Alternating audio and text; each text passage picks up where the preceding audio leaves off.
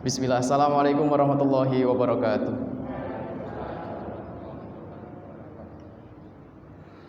Alhamdulillahi wa kafa wa salatu wassalamu ala nabiyina al-mustafa wa ala alihi wa sahbihi ahli sidqi wal wafa.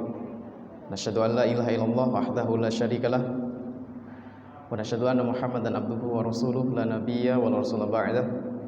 Allahumma shalli wa sallim ala sayyidina Muhammad wa ala alihi wa sahbihi wa baraka wa sallam. Allahumma inna nas'aluka ilman nafi'an wa rizqan thayyiban wa amalan mutaqabbalan. Rabbana ighfir lana dzunubana wa kaffir sayyi'atina wa tawaffana ma'al abrar. Ya arhamar rahimin amin. Amma ba'd. Alhamdulillah, Bapak Ibu yang dirahmati Allah Subhanahu wa taala, kita memperbanyak syukur kepada Allah Subhanahu wa taala karena sampai pagi hari ini kita masih diberikan banyak kenikmatan, nikmat rizki oleh Allah Subhanahu wa taala. Salah satu nikmat yang harus kita senantiasa jaga dan syukuri adalah nikmat yang Allah berikan berupa iman. Karena iman itu masuk dalam kategori rizki dan juga nikmat.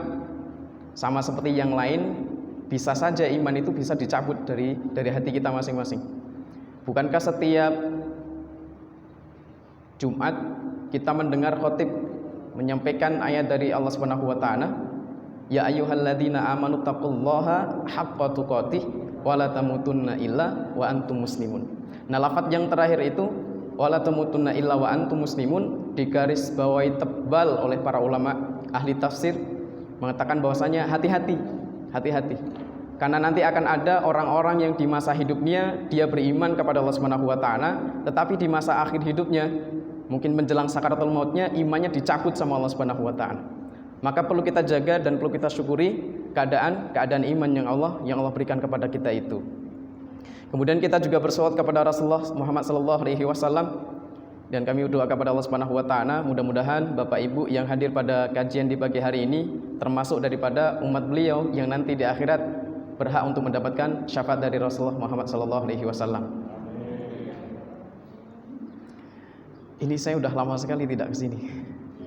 Alhamdulillah, di pagi hari ini bisa silaturahim, bisa bertatap muka dengan Bapak Ibu yang dirahmati Allah Subhanahu wa taala. Nah, Bapak Ibu yang dirahmati Allah Subhanahu wa taala, kami diberikan amanah untuk menyampaikan satu judul Ramadan bulan Al-Qur'an. Pertama, saya awali dari salah satu perkataan Ibnu Athaillah As-Sakandari yang beliau catatkan dalam kitab Al-Hikam. Beliau memberikan nasihat kepada kita. Idza aradta an ta'rifa qadraka 'indallahi ta'ala fanzur fi madza yufimuka. Kalau kalian ingin tahu di mana kedudukan kalian di sisi Allah Subhanahu wa taala, fanzur, maka saksikanlah, perhatikanlah, maka lihatlah fi madza yufimuka, di mana kalian ditempatkan oleh Allah Subhanahu wa taala. Kalau pagi hari ini kita ditempatkan oleh Allah Subhanahu wa taala bersama orang-orang yang ahli kebaikan, bersama orang-orang yang ahli salat, bersama orang-orang yang ahli puasa, bersama orang-orang yang ahli membaca Al-Qur'an. Ini tanda dari Allah Subhanahu wa taala di pagi hari ini iman kita sedang dekat dengan Allah Subhanahu wa taala.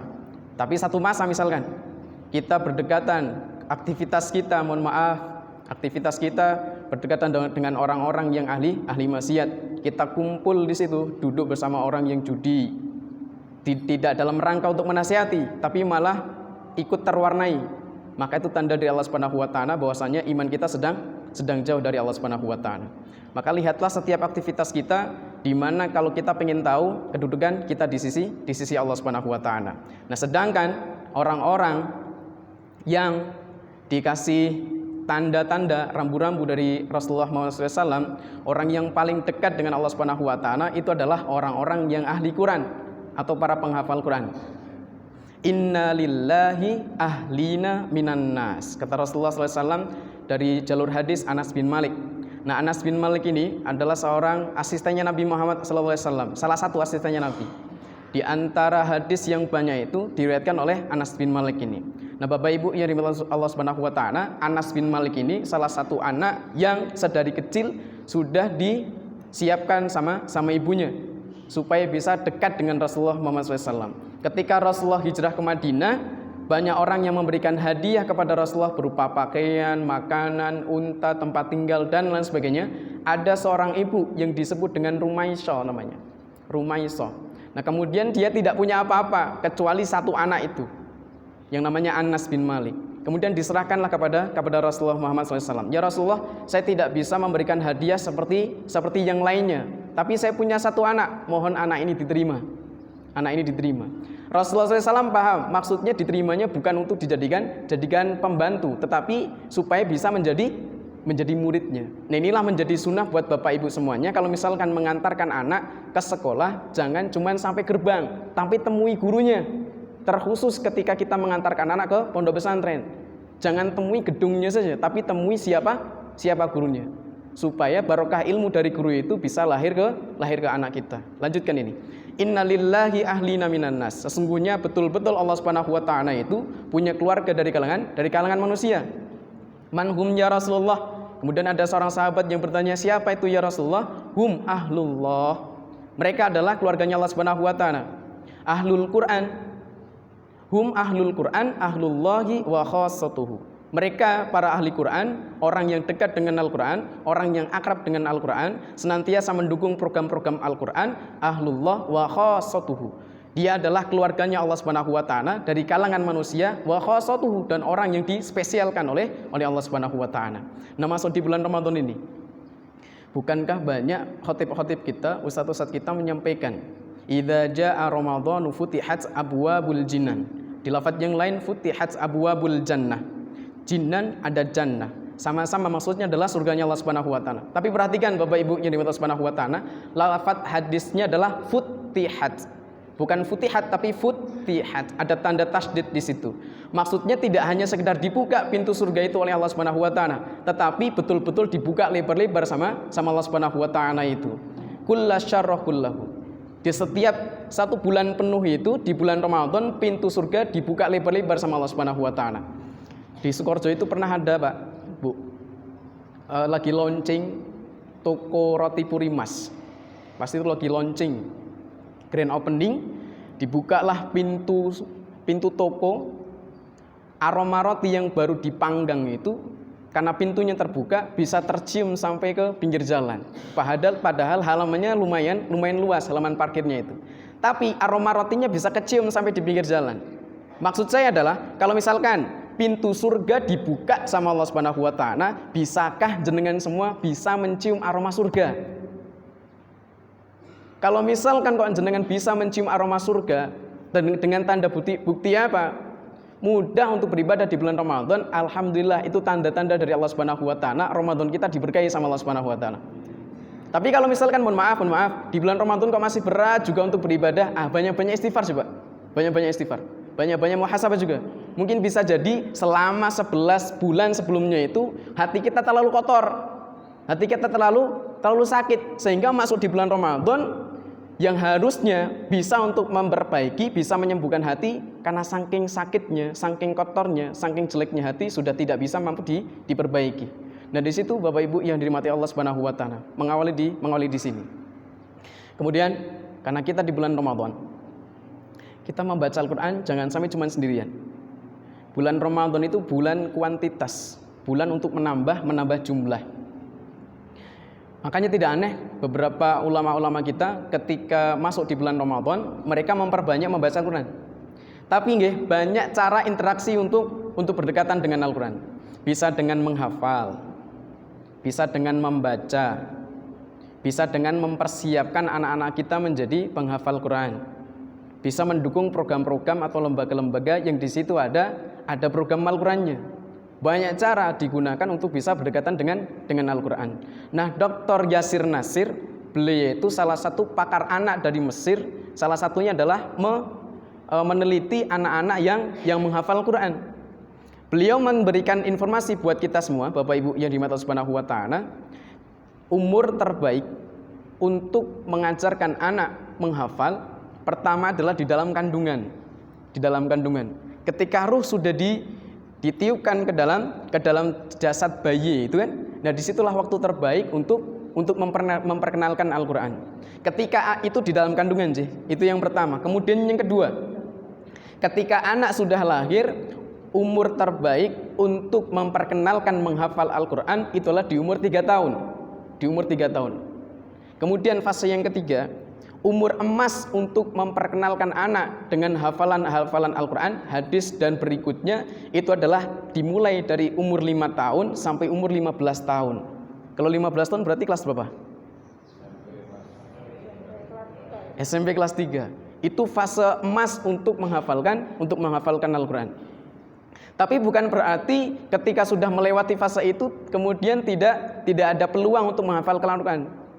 Karena Al-Quran itu sifatnya mukjizat, jadi bisa dihafalkan lintas generasi.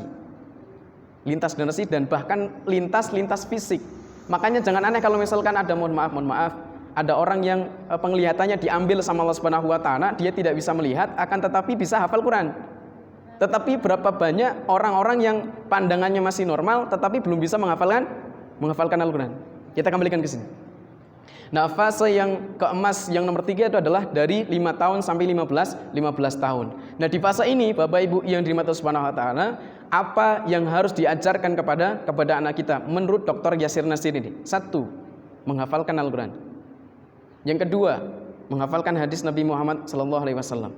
Kemudian yang ketiga, hafalkan doa-doa dan zikir-zikir.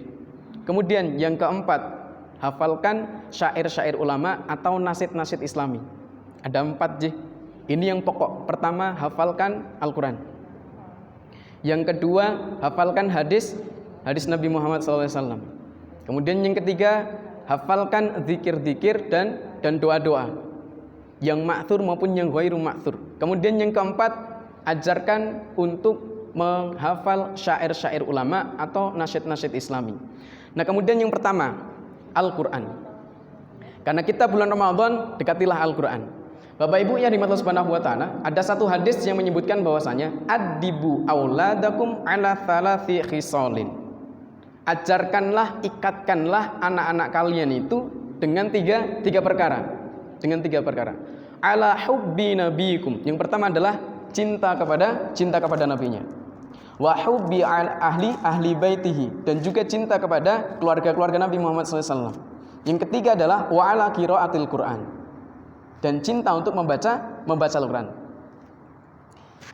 Kita kalau misalkan pengen rajin baca Quran, kita harus kenal dengan Nabi Muhammad SAW, manusia yang diberikan Al-Quran oleh Allah Subhanahu wa taala.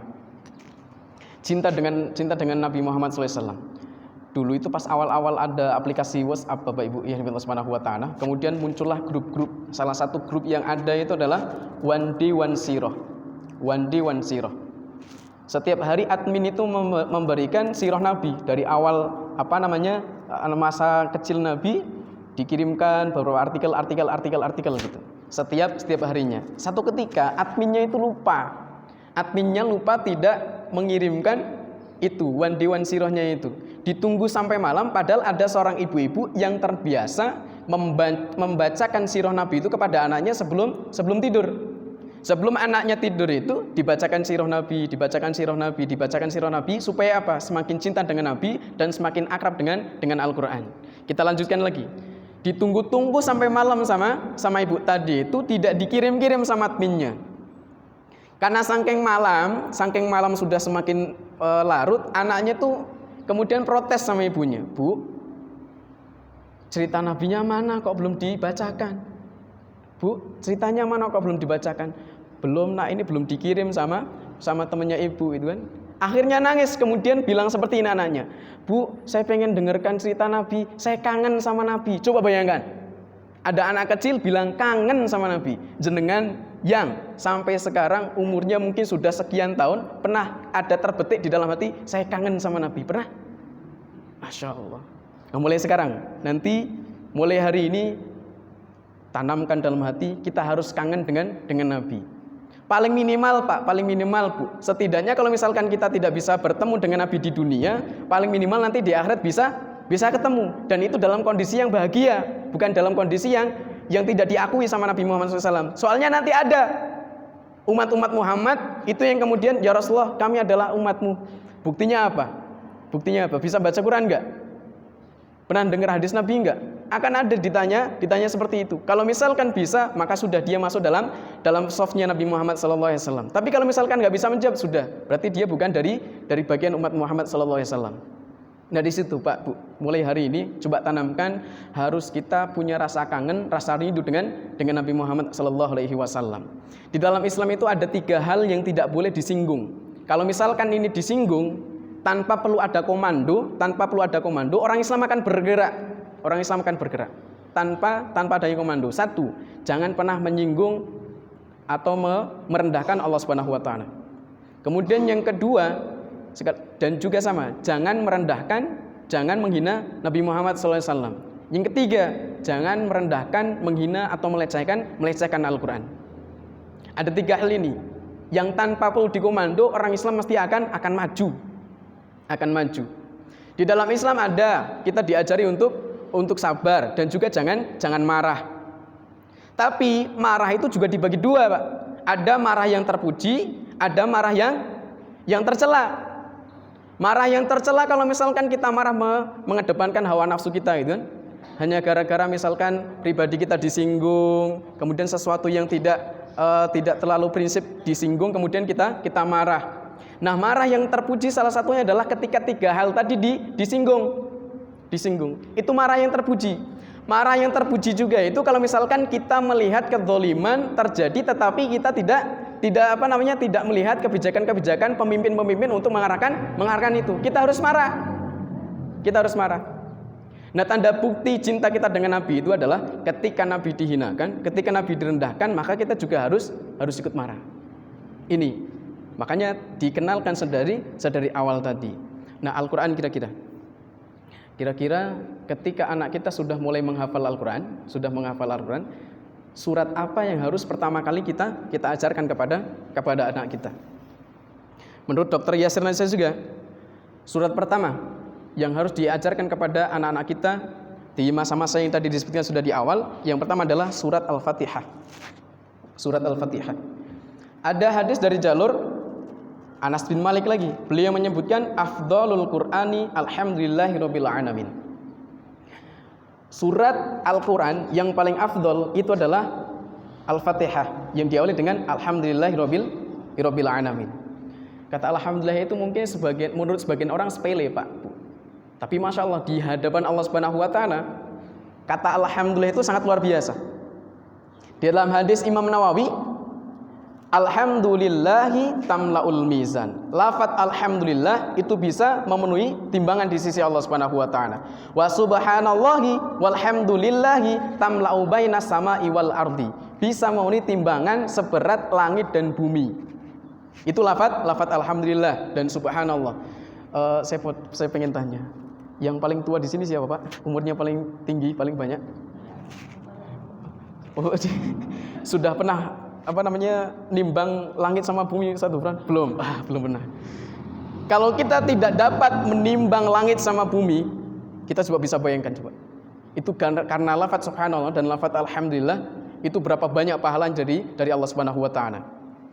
Ketika saya ke Sukabumi itu, masih di Sukabumi, ada seorang syekh dari Saudi, Syekh Abdullah Watban. Beliau bilang seperti ini, hayatuna linaqulu alhamdulillah.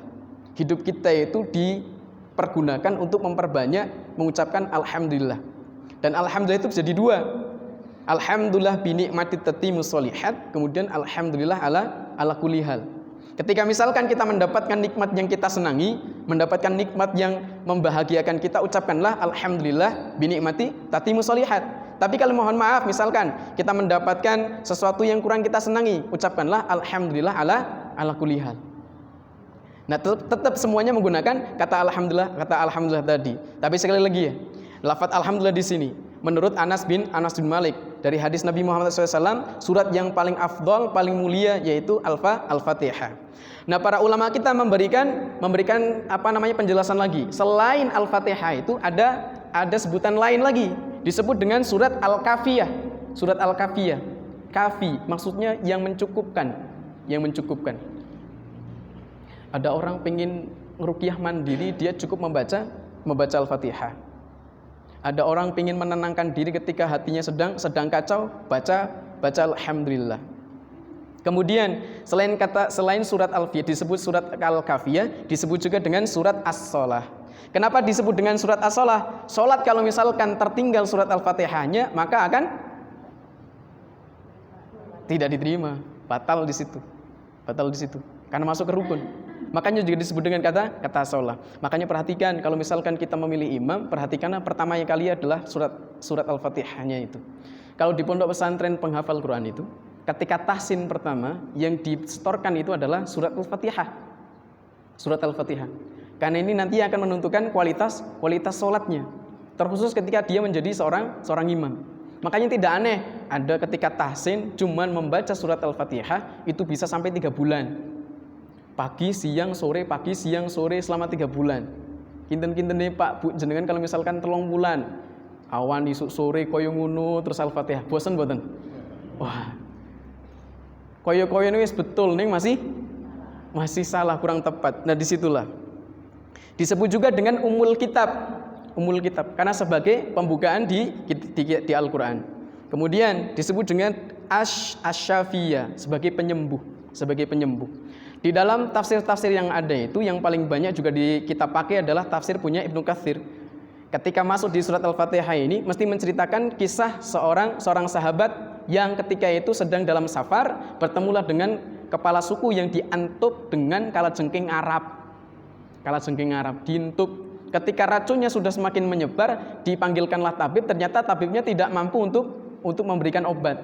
Ketika sahabat itu datang bersama kafilahnya, dimintalah untuk berhenti, diminta untuk mengobati. Yang dibaca apa? Surat Al-Fatihah. Nah ini ya, surat Al-Fatihah pertama yang dikenalkan dengan anak kita. Jangan sampai surat Al-Fatihah ini anak kita hafal dari guru. Sebisa mungkin. Dari umur 3 tahun tadi, umur 3 tahun di fase pertama sudah dikenalkan dengan surat Al-Fatihah. Nah, Bapak Ibu yang dimaksud Subhanahu wa taala, berkaitan soal masalah sahabat Nabi Muhammad SAW. Siapakah sahabat Nabi yang direkomendasikan oleh Nabi untuk belajar Al-Quran dengan mereka? Ada 4 sahabat yang disebutkan oleh Rasulullah Muhammad SAW. Siapa yang harus dijadikan guru untuk belajar Al-Quran? Yang pertama adalah Abdullah bin Mas'ud. Kemudian yang kedua adalah Mu'adz bin Jabal. Yang ketiga adalah Ubay bin Ka'ab. Yang keempat adalah Salim Maula Abu Hudzaifah. Ada 4 orang ini, 4 sahabat yang Rasulullah Muhammad SAW sebutkan. Kalau misalkan kalian ingin belajar Al-Quran, dekatilah 4 orang tadi. Abdullah bin Mas'ud, manusia pertama yang membacakan Al-Quran di depan Ka'bah. Siapa dia? Abdullah bin Mas'ud. Anaknya kecil, tubuhnya kecil Pak, tapi suaranya melengking, bagus merdu luar biasa. Saking kecilnya itu, jadi kakinya itu juga ikut kecil Pak, kakinya kecil.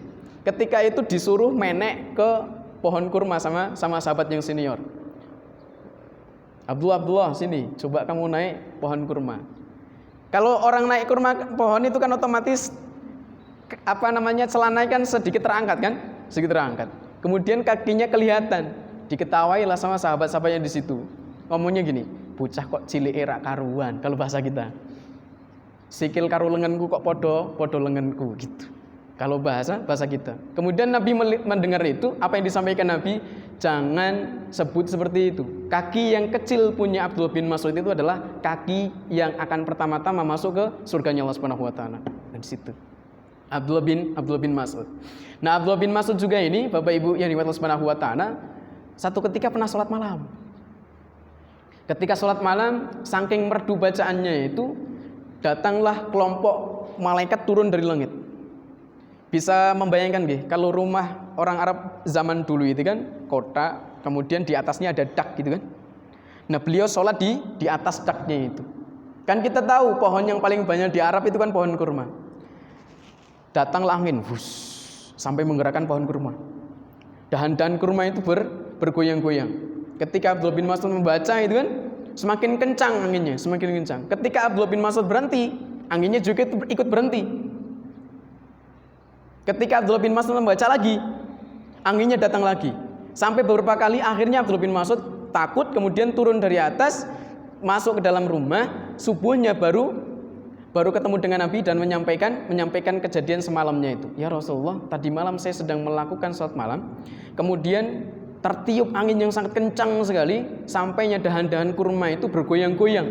Kemudian Rasulullah senyum, memberikan jawaban, itu bukan angin, tapi itu adalah rombongan malaikat yang turun dari langit ingin mendengarkan engkau membaca Quran. Nah Bapak Ibu yang dimiliki Subhanahu wa Ta'ala, selama kita membaca Al-Quran terkhusus di bulan Ramadan ini ya, Masya Allah, kita disaksikan oleh malaikatnya Allah Subhanahu wa Ta'ala. Gak cuman malaikat, tapi juga bangsa jin itu juga mendengarkan kita membaca Quran. Dengan bukti bahwasanya wa idz sarafna ilaika nafaran minal jinni yastami'unal Quran. Perhatikanlah bahwasanya ketika engkau membaca Al-Quran itu ada sekelompok bangsa jin yang yastami'unal Quran, betul-betul mendengarkan Al-Quran. Cuman mata kita kan ditutup sama Allah Subhanahu wa Ta'ala menggunakan hijab, akhirnya kita tidak bisa melihat bangsa malaikat dan juga bangsa jin. Kalau misalkan kita bisa melihat malaikat itu luar biasa, geger gitu Pak. Geger betul. Iya mending kalau misalkan malaikat rahmat yang turun kemudian bersanding dengan kita. Kalau misalkan malaikat maut, sampean sinten? Malaikat maut. Aku urung siap. Nah di sini ya ada 4 orang di situ. Kemudian Mu'adz bin Jabal. Nah Mu'adz bin Jabal ini adalah orang yang luar biasa cerdasnya. Disebut sama Nabi Muhammad SAW, Mu'adz bin Jabal adalah pemimpin para ulama di surga. Beliau itu bersama Ubay bin Ka'ab dipilih di masa Umar bin Khattab untuk menjadi imam tarawih. Ketika beliau menjadi imam tarawih, bahkan ketika sholat isya Pak, itu Mu'adz bin Jabal jadi pemimpin sholat yang dibaca surat Al-Baqarah dari ayat 1 sampai 286. Sholat isya. Kalau sholat isyanya saja baca surat Al-Baqarah, kira-kira kalau sholat tarawih baca apa? Wah penuh Pak, dimulai dari ba'da isya sampai menjelang sahur. Saking lamanya, jamaah yang putri, jamaah sahabiyah itu punya tambang khusus yang diikat dari pojok sana sampai pojok situ. Ketika takbir baru dipeluk seperti ini. Menor ambruk. Saking lamanya ketika Mu'adz bin Jabal menjadi imam sholat. Nah kalau misalkan sekarang masih ada Mu'adz bin Jabal, kira-kira yang mau jadi makmumnya siapa? Satu front, Pak Sodik. Menyiapkan tambang berarti nanti. Dua orang tadi. Tapi yang keempat itu adalah yang paling hebat. Salim Maula Abu Hudzaifah. Kalau yang depan 3 orang pertama disebutkan bin. Kalau yang keempat disebut dengan Maula. Maula itu artinya adalah budak yang sudah dimerdekakan.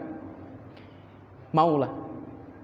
Salim Maula Abu Hudzaifah. Tadinya Bapak Ibu yang dimiliki Subhanahu wa Ta'ala, Salim ini adalah anak kecil budak yang dibeli di pasar sama Abu Hudzaifah.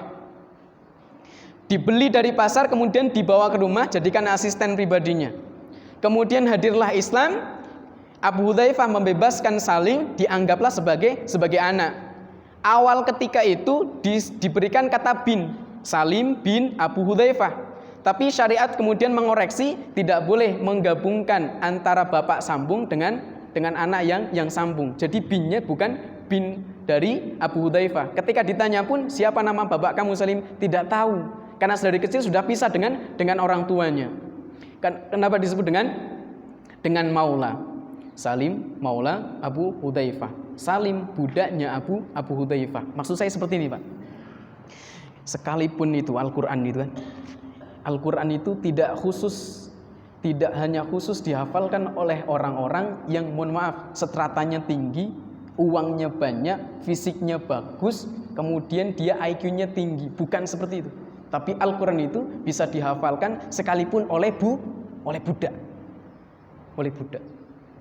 Maksud saya adalah seperti itu. Nah makanya sekarang ya, mumpung Ramadan, karena ini adalah bulan Quran, Syahrul Ramadan alladzi unzila fihil Quran. Coba kita sering-sering saja interaksi dengan Al-Quran. Tadi di depan saya sampaikan cara interaksinya tidak hanya dengan membaca, tidak hanya dengan menghafal, tapi juga persiapkan anak-anak kita untuk bisa masuk ke dalam kafilah penghafal Quran. Kemudian yang keempat adalah dukung program-program atau lembaga-lembaga yang memiliki penghafal Quran tadi.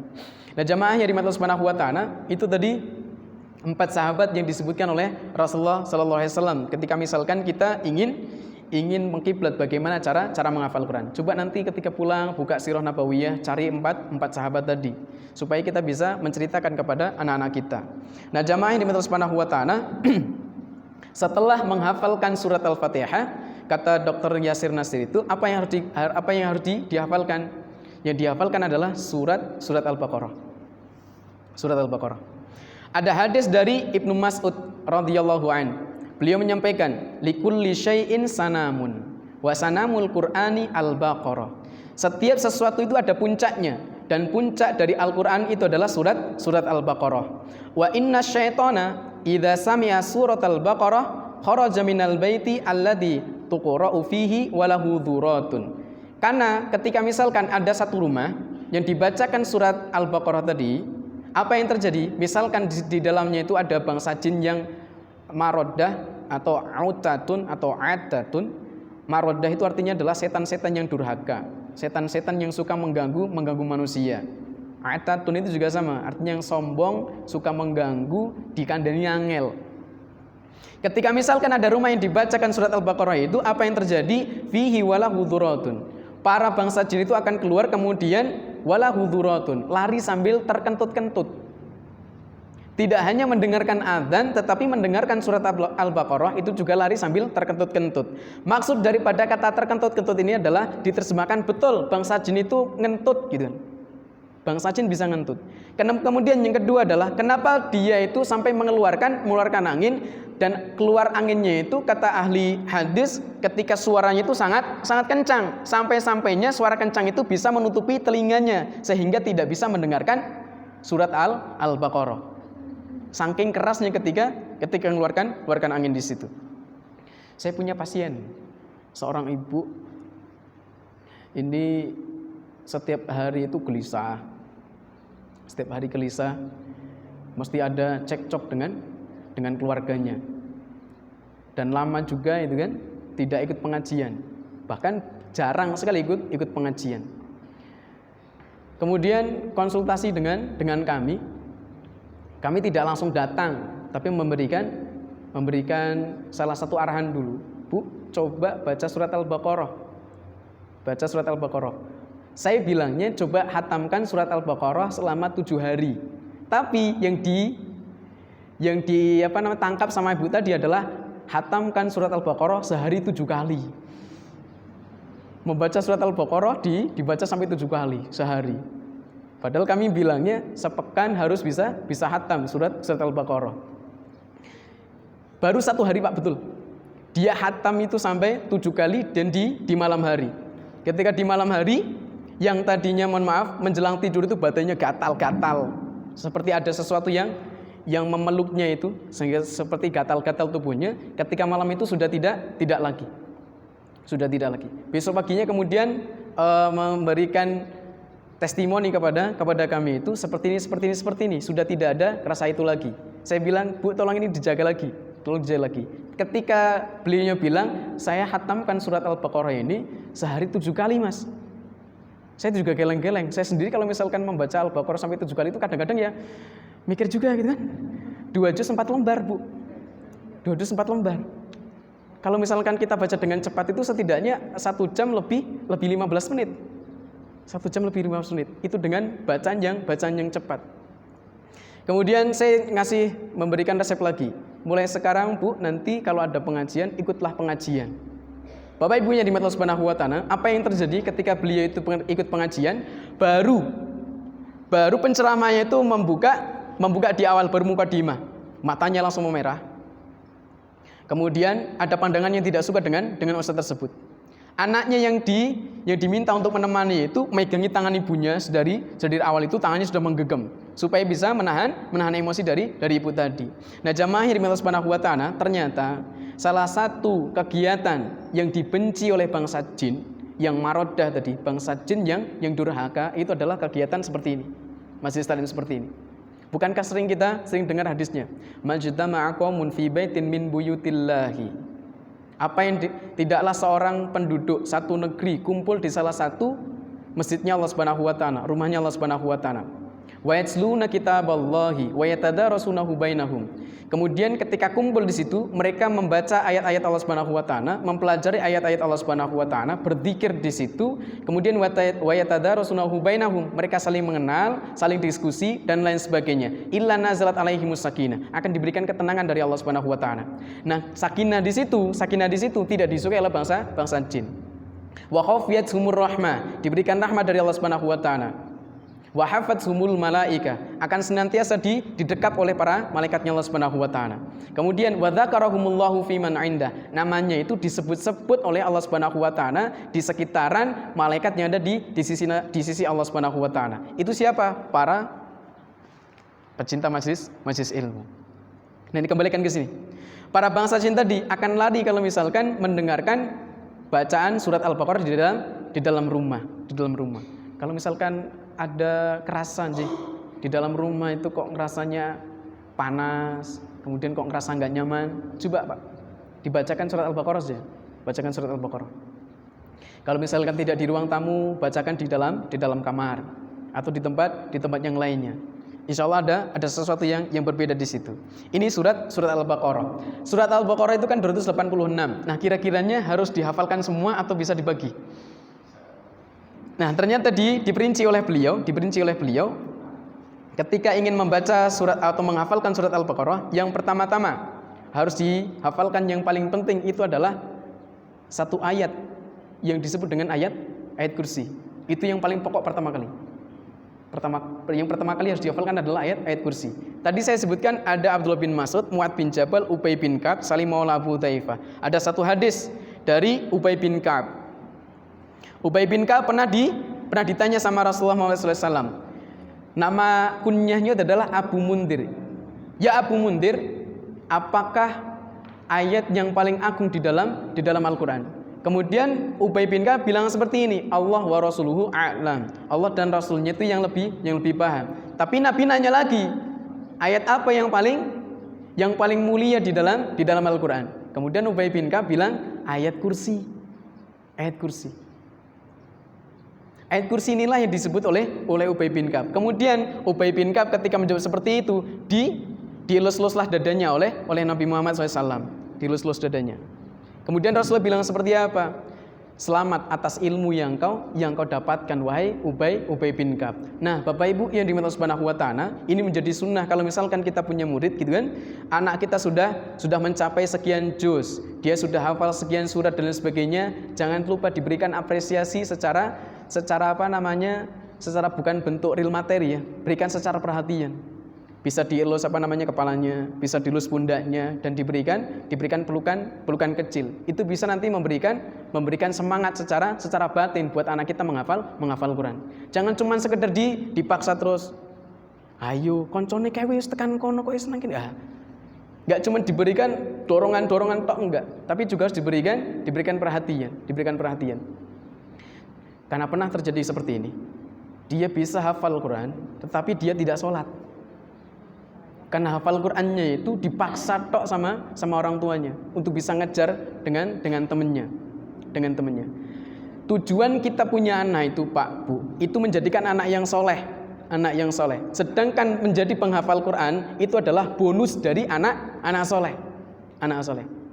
Nah, tadi yang saya sebutkan yang nomor 3. Setelah menghafalkan Al-Quran, menghafalkan hadis, itu kan menghafalkan zikir dan doa-doa. Yang pertama kali diperhatikan adalah zikir dan doa ketika membaca sholat. Jangan sampai anak kita yang sudah semakin besar, umur kelas 4, umur kelas 5 sampai ke atas, di umur tersebut belum bisa hafal doa-doa dan zikir-zikir di dalam sholat. Harus perhatikan di situ. Banyak terjadi anaknya bisa menghafal Quran dan bahkan jadi peringkat yang atas di dalam kelasnya, tapi untuk perkara masalah sholatnya itu jadi yang nomor sekian. Yang saya inginkan maksudnya adalah ketika ingin betul-betul menjadi orang tua yang memiliki anak penghafal Al-Quran, jangan cuma dipaksa, tapi juga berikan perhatian. Nah, jamaah yang dimuliakan Subhanahu wa taala, setelah ayat kursi, apa yang beliau berikan kepada kita dari surat Al-Baqarah itu? Yang harus dihafalkan adalah 5 ayat pertama dan 3 ayat terakhir di surat Al-Baqarah. Di surat Al-Baqarah. 5 ayat awal sama di puncaknya terakhir di surat Al-Baqarah. Itu yang diperinci oleh Dr. Yasir Nasir. Nah, jamaah yang dimana Subhanahu wa taala, setelah menghafalkan surat-surat tadi, ini disebut dengan ayatul mukhtarat atau suratul mukhtarat, surat-surat yang dipilih. Kecuali di dalam sekolahnya ada program khusus, menghafalnya adalah menghafal secara tadarruj, secara urut, secara bertahap, maka di sisi lain bisa dibagi. Yang 4 hari pertama dari Senin, Selasa, Rabu, Kamis itu bisa digunakan untuk menghafal yang tadarruj. Kemudian yang hari Jumat itu digunakan untuk memurojaah selama 4 hari ini. Digunakan untuk memurojaah 4 hari. Jangan sampai cuma rajin menghafal tapi malas untuk memurojaah. Nanti hafalnya hilang sendiri kalau seperti itu. Hafalannya kelihatannya banyak tetapi tidak ada yang bisa ditanggungjawabkan. Nah, kemudian hari Jumat digunakan untuk murojaah. Nah, di hari Sabtu itu bisa digunakan untuk tadi menghafal yang suratul mukhtarat atau ayatul mukhtarat. Tadi dari surat Al-Baqarah secara penuh. Yang ketiga adalah surat Al-Baqarah masuk di ayat kursi. Yang keempat hafalkan 5 ayat awal dan di 3 ayat terakhir. Itu yang keempat. Kemudian yang nomor 5 adalah hafalkan surat Al-Kahfi. Hafalkan surat Al-Kahfi.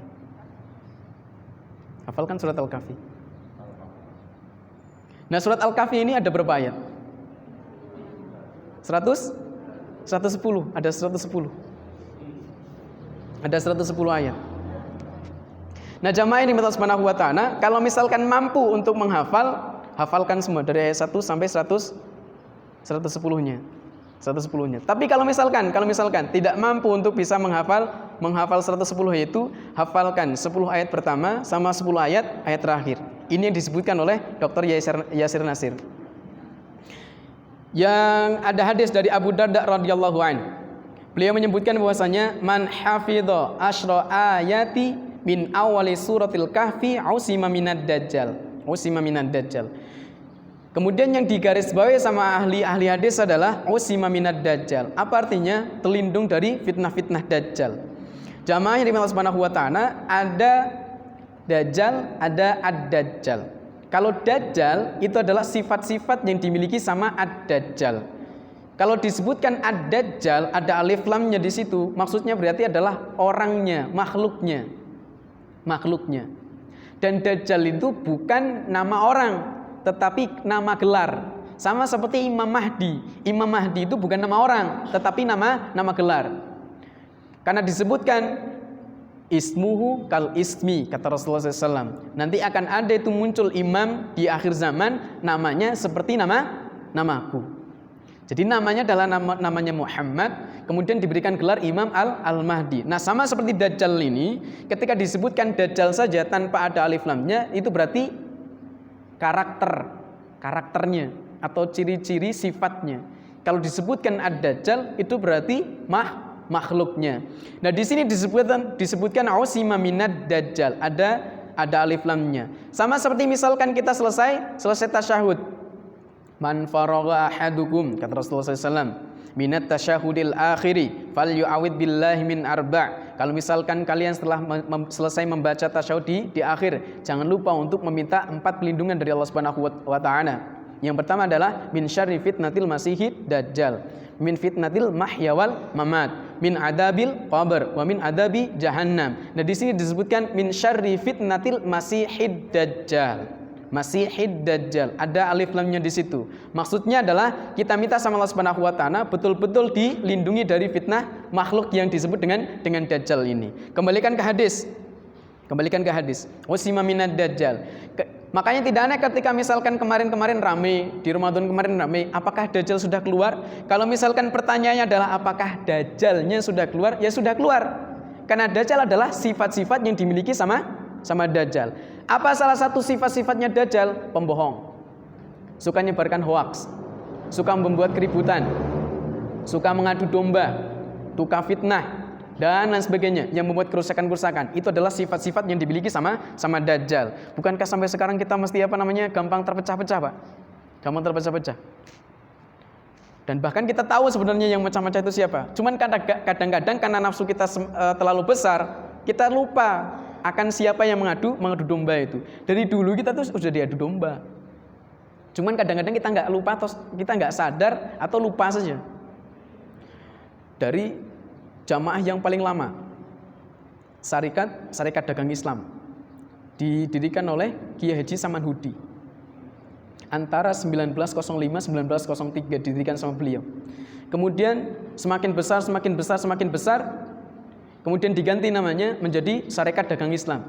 Syarikat Islam tahun 1911 didirikan oleh Kiai Haji Umar Said Cokroaminoto yang kemudian dikenal dengan HOS Cokroaminoto. HOS. Padahal itu Haji Umar Said Cokroaminoto. Cuman di sejarah kata hajinya dihilangkan. Yang dikenal cuman Cokroaminotonya tok. Supaya seakan-akan menghilangkan kesan Islami. Kalau kita dengar kata Cokroaminoto itu kan seperti seakan-akan Jawane ra keruan. Tapi kalau misalkan disebutkan di depan Haji Umar Said Cokroaminoto, kita kembali ke mana? Orang Islam yang sangat luar biasa. Kemudian didirikan juga oleh Kiai Agus Salim di tahun 1911. Kemudian di tahun 1912-nya baru didirikan Muhammadiyah. Nah, Bapak Ibu yang dimuliakan Subhanahu wa taala, di 1911 itu ketika semakin besar syarikat Islam dimasukilah oleh orang-orang PKI. Kemudian syarikat Islam pecahlah menjadi dua, syarikat Islam putih sama syarikat Islam merah. Syarikat Islam putih dipimpin sama masih Haji Umar Said Cokroaminoto dan Agus Salim dan Abdul Muiz. Kemudian yang si merah, syarikat Islam merah dipegang sama Sadisman sama Semaun dan kawan-kawannya. Yang kemudian dari SI merah itulah terbentuk menjadi PKI.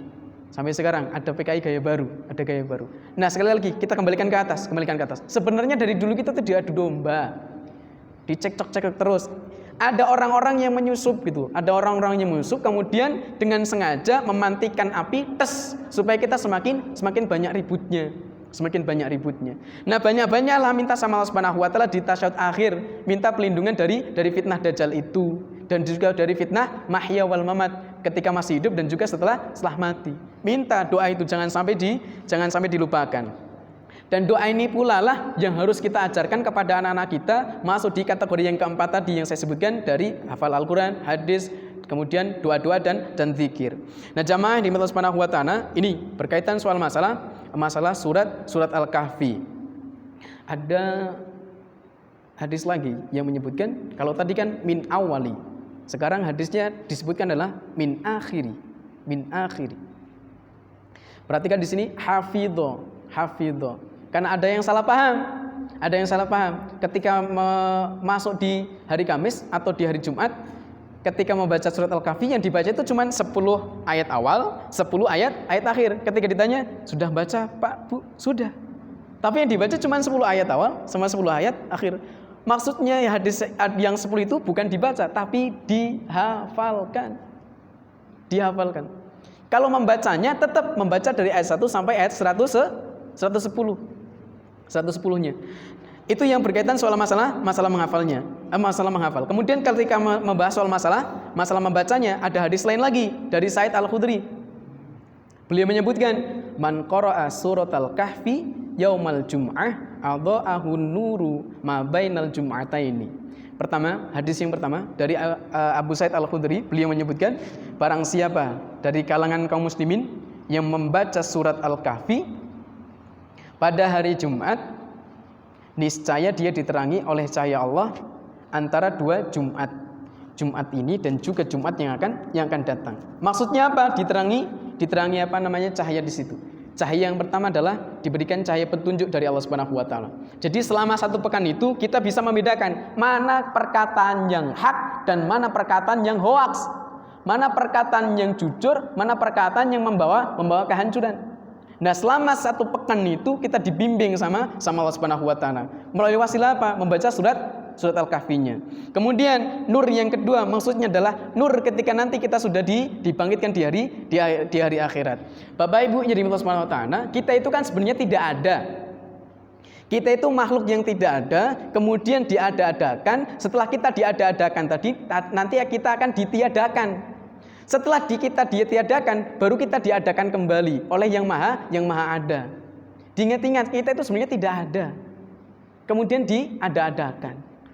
Nah, saya pinginkan seperti itu gitu. Ingat-ingat sebenarnya kita itu sudah tidak makhluk yang tidak ada.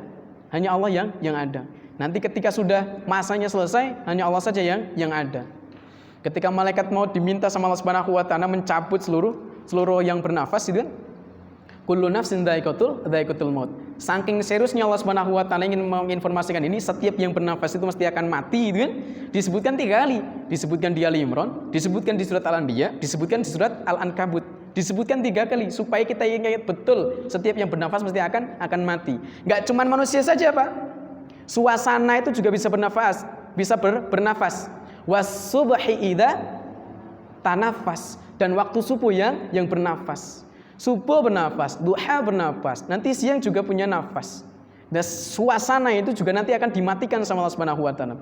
Ketika sudah diperintahkan malaikat mau cabut semuanya. Cabut semuanya. Ketika sudah dicabut, kemudian dia laporan sama Allah Subhanahu wa taala, "Ya Allah, makhluk Engkau sudah saya cabut semua nyawanya. Sudah tidak ada lagi. Cek masih ada yang masih tersisa." Turun lagi malaikat maut. Muteri langit bumi. Naik lagi laporan, "Ya Allah, sudah tidak ada ya Allah. Masih ada, cek lagi. Muter lagi, naik lagi. Ya Allah, tidak ada. Cek masih ada lagi. Ya Allah, saya nyerah ya Allah. Saya nyerah. Saya tidak bisa menemukan makhluk lagi yang kau maksud. Masih ada satu yang belum dicabut nyawanya. Kamu itu kan makhluk saya.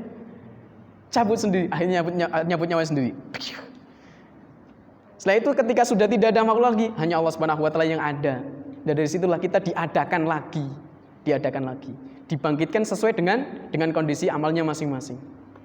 Nah, ketika nanti kita dibangkitkan itu, Pak, ketika kondisinya gelap, tidak ada listrik, Pak, tidak ada lampu di situ.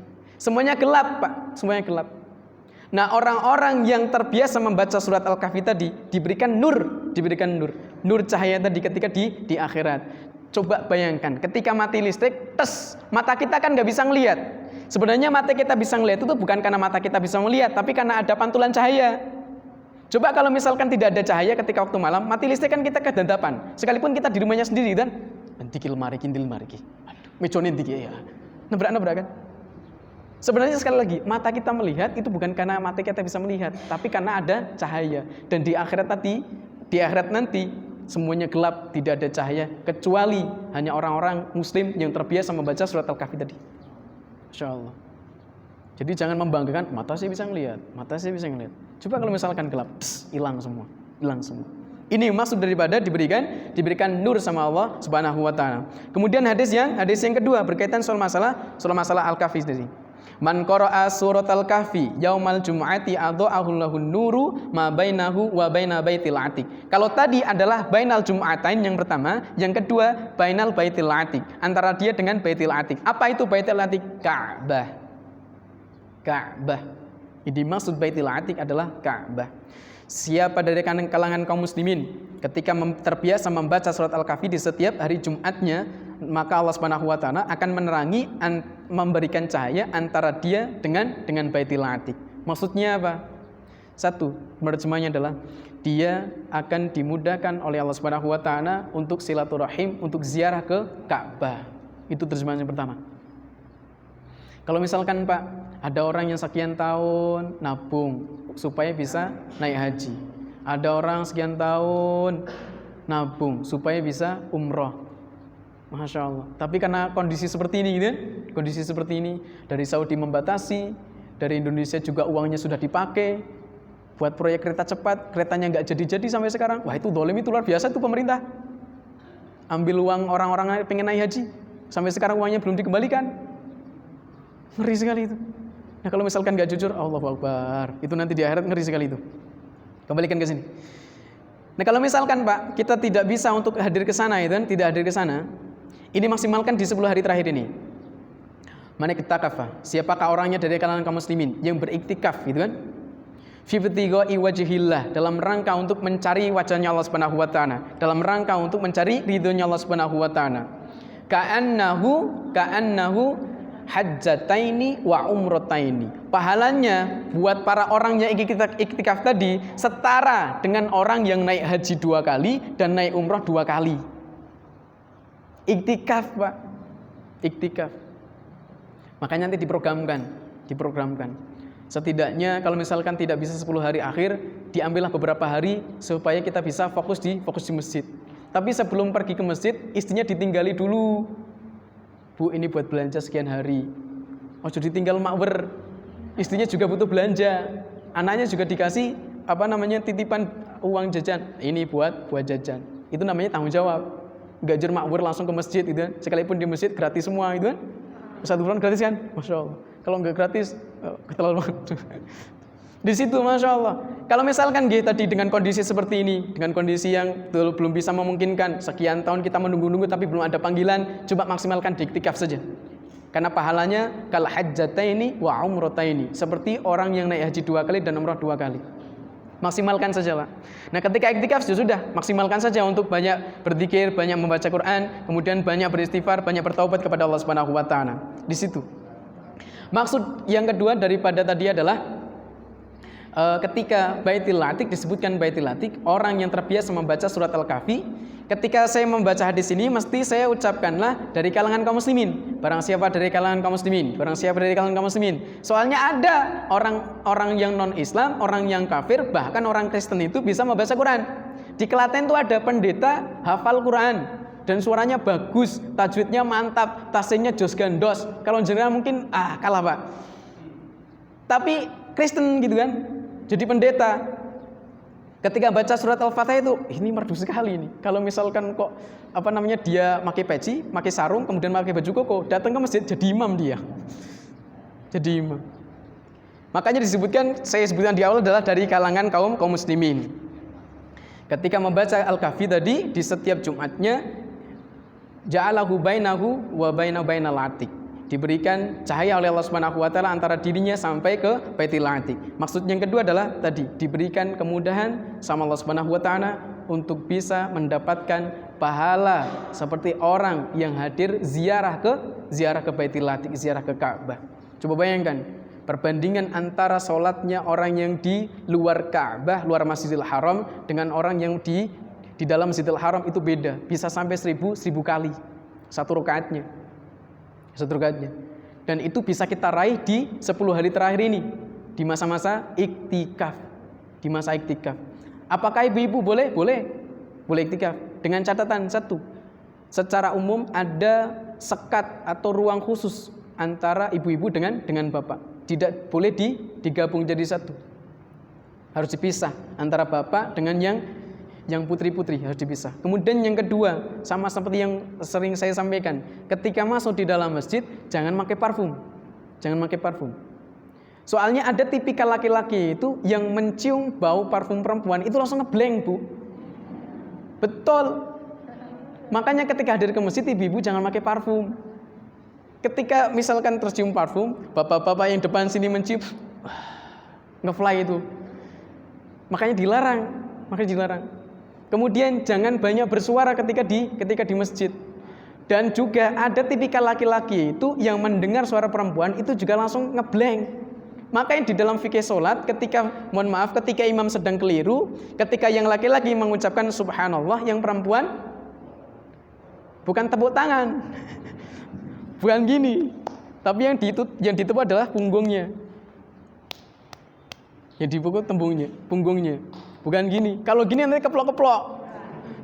Malah rame. Tapi yang dipukul adalah bagian punggungnya. Makanya di dalam fikih Syafi'i itu ada beberapa daerah tubuh yang tidak wajib ditutupi. Salah satunya wajah dengan telapak tangan. Supaya apa tadi? Ketika terjadi sesuatu yang tidak diinginkan seperti imam yang keliru, maka yang putri-putri mentepukkan tangan seperti itu. Dan ketika surat Al-Fatihah selesai, yang putri-putri itu kalau pengen membaca amin itu jangan dijaharkan. Disirkan saja. Ngeblank, Bu. Betul. Apalagi imamnya yang masih muda itu kan. Imamnya masih muda. Suaranya sopo kayak. Seperti itu. Nah, jamaah yang dimana Subhanahu wa taala tadi ya diberikan sekat antar putra dengan putri. Kemudian yang putri jangan memakai parfum-parfum yang seperti itu dan jangan banyak bersuara. Supaya tidak mengganggu konsentrasi yang putra-putra ketika sedang iktikaf. Nah, jamaah yang dimana Subhanahu wa taala setelah Setelah menghafalkan surat Al-Kahfi, ini saya percepat saja sebagai penutup. Yang selanjutnya dihafalkan adalah yaitu surat Al-Fath. Surat Al-Fath. Inna fatahna laka fatham mubina. Itu sampai akhir. Hafalkan surat Al-Fath. Itu yang disunahkan oleh Rasulullah SAW. Surat Al-Fath. Surat Al-Fath. Setelah surat Al-Fath baru Al-Fath, bukan surat Al-Fajr, tapi surat Al-Fath. Al-Fath. Kemudian setelah membaca atau menghafalkan surat Al-Fath itu baru menghafalkan surat-surat yang panjang-panjang, surat-surat yang panjang.